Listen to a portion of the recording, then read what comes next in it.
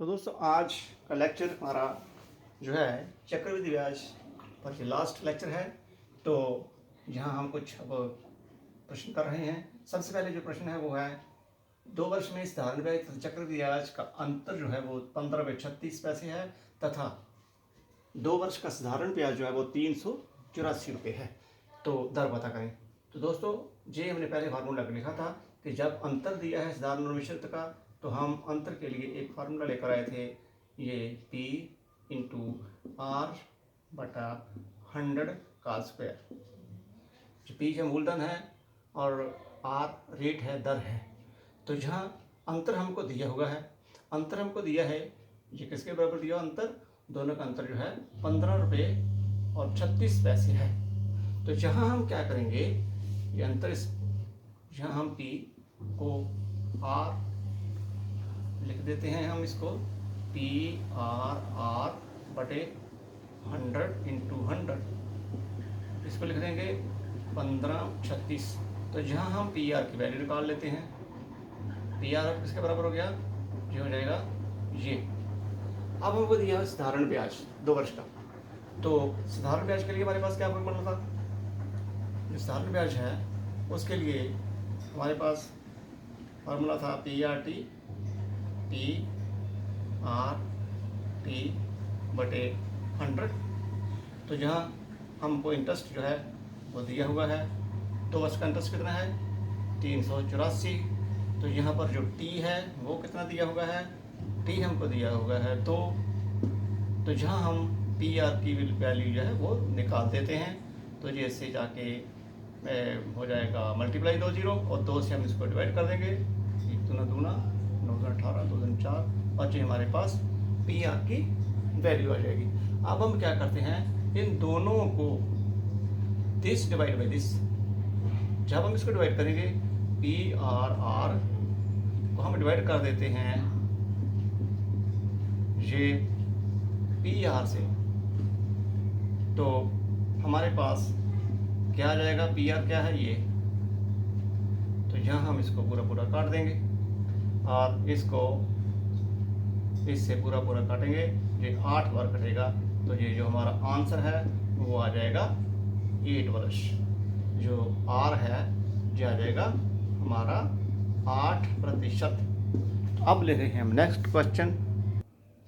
तो दोस्तों next question जो है हमारे पास है, कोई राशि किसी विशेष दर के साथ 2 वर्ष में 96 और तथा 3 वर्ष में चक्रवृद्धि ब्याज के द्वारा ही 10,648 हो जाती है, तो दर बताएं। तो दोस्तों इसमें हमें क्या देखना है कि हमको दिया है 3 वर्ष में, 3 वर्ष का अमाउंट कितना बन जाता है, 3 वर्ष में अमाउंट बनता है ये, और 2 वर्ष में कितना अमाउंट बनता है, 2 वर्ष में अमाउंट बन रहा है ये।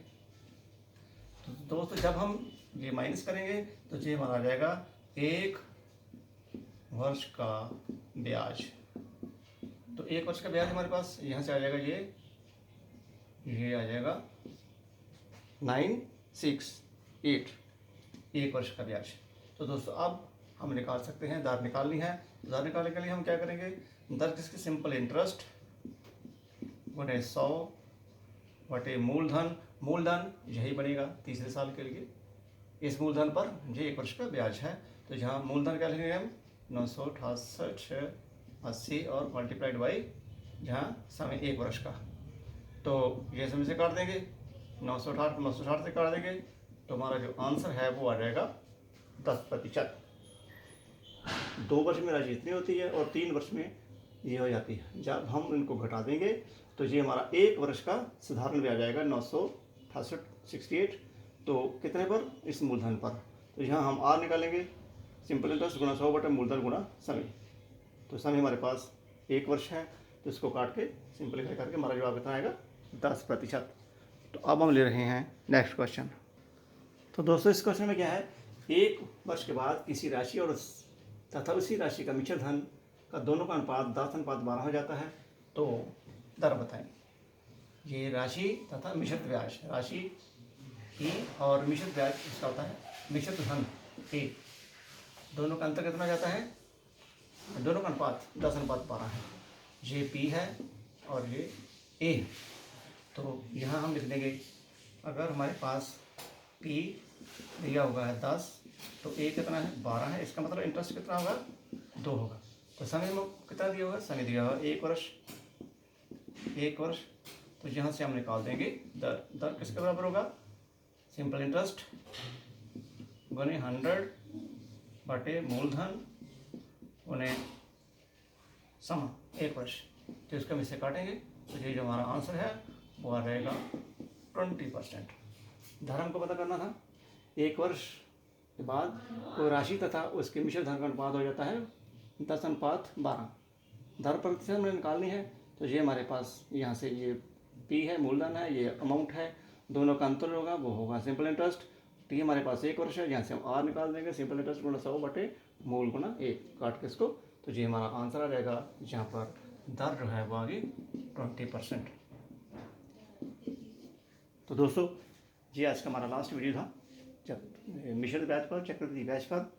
तो नेक्स्ट हम लेकर और किसी टॉपिक के साथ आपके सामने रूबरू होंगे। तो थैंक यू सभी दोस्तों का ये वीडियो देखने के लिए। तो दोस्तों अच्छा लगे तो लाइक एंड शेयर करना इस वीडियो को। ओके।